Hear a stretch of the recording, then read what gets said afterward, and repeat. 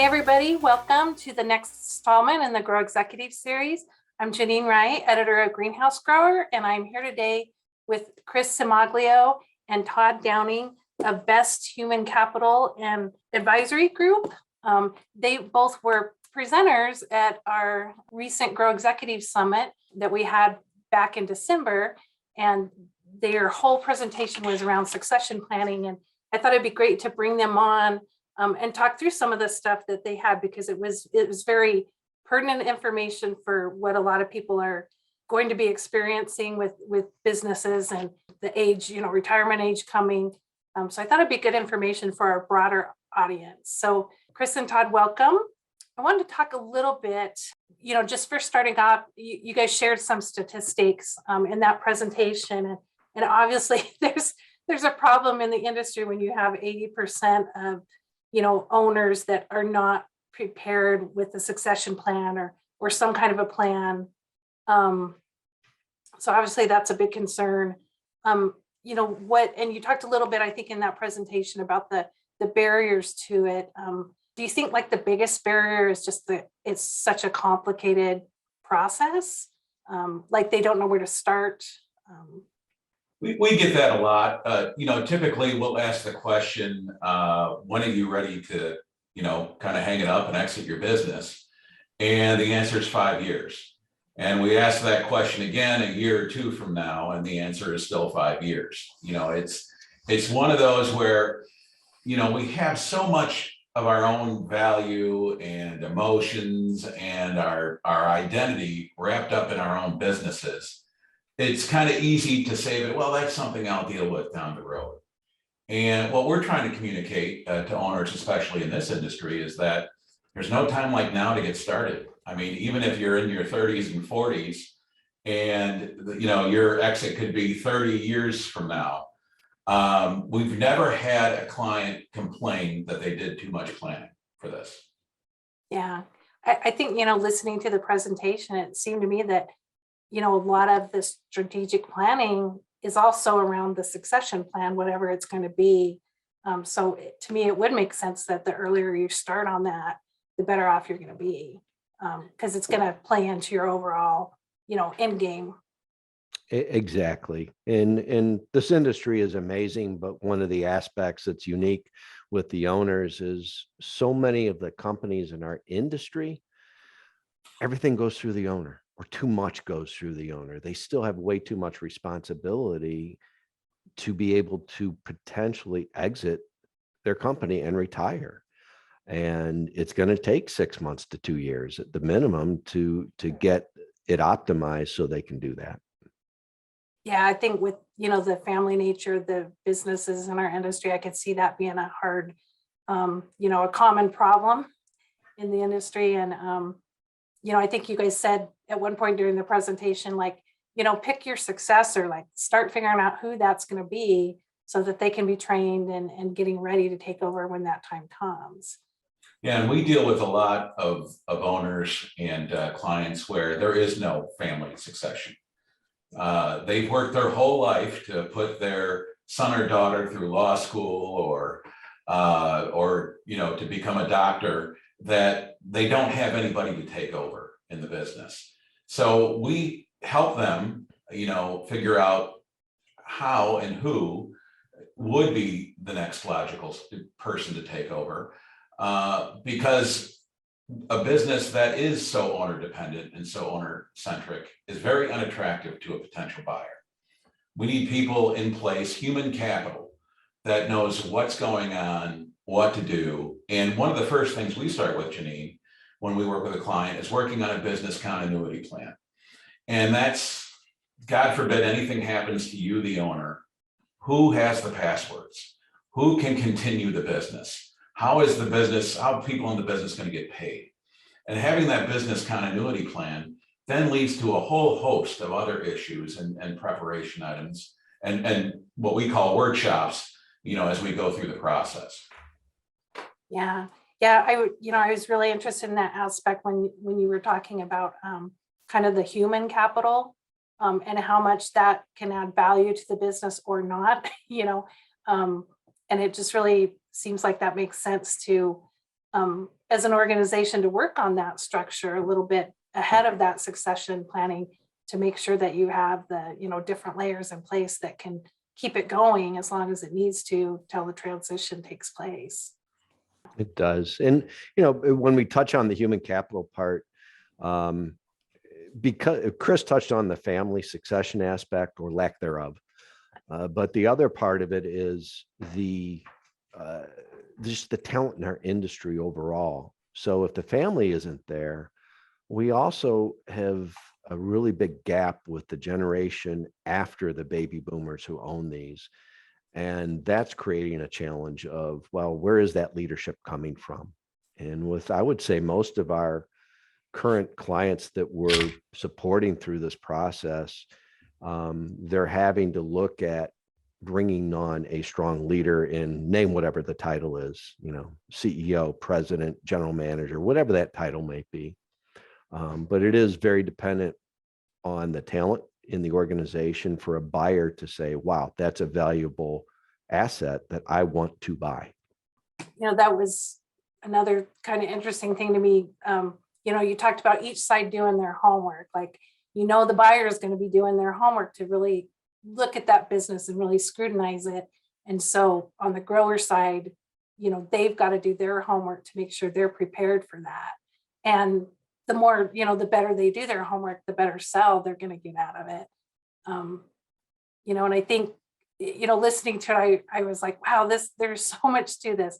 And I know, Chris, you just received your CEPA certification to kind of like, so it's, if I can remember it, it's Certified Exit Advisor or Plan Advisor. Plan advisor, right, through the Exit Planning Institute. And was a wonderful, educational experience for us, but it also validated a lot of what we've been doing, with our clients over the years. And, when we look at the valuation of a business, it's easy to say, well, show me your financials and I'll come up with a valuation for you. But there's so much more involved in it. This is why we talk about recasting EBITDA and looking at the 4 C's. And we just talked about one of them, which is human capital. Well, there's also social capital, there's structural capital, there's customer capital. All of them very important. These are things that revolve around company culture. How attractive are you to retain your human capital? We've even seen a trend going on in acquisitions, and merger and acquisition activity has never been stronger in this country, or in this industry for that matter. A lot of private equity groups, a lot of family offices are coming in because it's an attractive industry right now. So it's important to have all those items in place and optimized, prior to the sale, because not only does it build value in the business, anybody can look at a balance sheet or the financials and say, okay, I'm going to take this multiple of EBITDA and this is what I'm going to pay. But it's really the 4 C's, and especially the human capital, that really make a difference when somebody's looking to acquire your business. It can make upwards of 60 to 70% of the value of your business. We're hearing terms right now like acqui-hiring, acquiring somebody for their people. And, especially as Todd mentioned, there's such a dearth and void of leadership. It's almost like we skipped a generation. So your human capital, your social capital, your processes and procedures that we call structural capital, and your customer base or your customer capital, all very important and all relate to the value of your business. Yeah, I know you guys mentioned that the tangible stuff, the tangible part of that and the intangibles, that the intangibles are becoming more important. And I think, certainly on the veg side, we've seen that where with investors looking at a lot of those operations will say, what are they doing about sustainability? What are they doing about this? Is as attractive to the investor as other things that they're doing, which I think is a real shift that we're starting to see in the industry. Absolutely. The investors are definitely looking at your social why in the future. I know we talked to several just at a recent conference, and why are they interested? Well, they're asking the social why question. And as Chris mentioned, even the customer capital side if we look at a balance sheet of two exact same revenue companies and do a valuation just off of financials, but one company has 60% of their sales with one customer, you've got a huge disparity in the interest level. Real value killer. Yeah, you've just destroyed your value. Yeah, it seemed like when you guys were walking through the different aspects of it, to me, I just kept thinking of diversity, like diversity in your customers, diversity in, these things are going to make your business more attractive and more opportunities there. So, one thing I wanted to ask is, I know you guys talked about, and I thought this was very interesting, how, we have all these baby boomers, they're getting ready to retire. And there's going to be a lot of businesses in some kind of transition, whether it's selling to somebody else or transitioning to family. And, you made the point too that, the millennials, the generations coming up, they don't think about business quite the same way. How do you think that's going to affect like the succession planning? I know you talked about you have to look at the timing of it, but is that going to make it hard for some of these businesses to transition over to a new generation? Yes. When we look at the baby boomer population, and the pandemic has accelerated so much of this. People are looking at their own mortality, they're looking at their purpose. And we see this in the Great Resignation, and we see this with business owners too. Baby boomers are 25% of the population, but they're 61% of the owners of these companies. And over the next 10 years, we're looking at over $13 trillion of business wealth changing hands. It's staggering.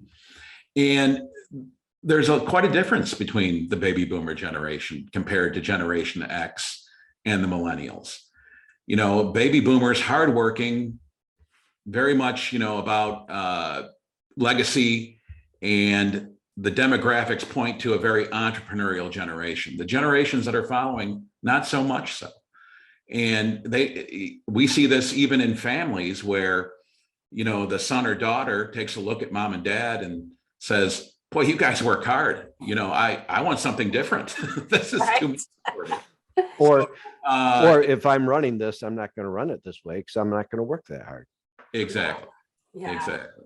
Yeah. So generationally, there's quite a divide there. And we see this in a lot of our clients, and, where, the kids just are not interested, or if they are interested, as Todd alluded to, they're going to do it differently.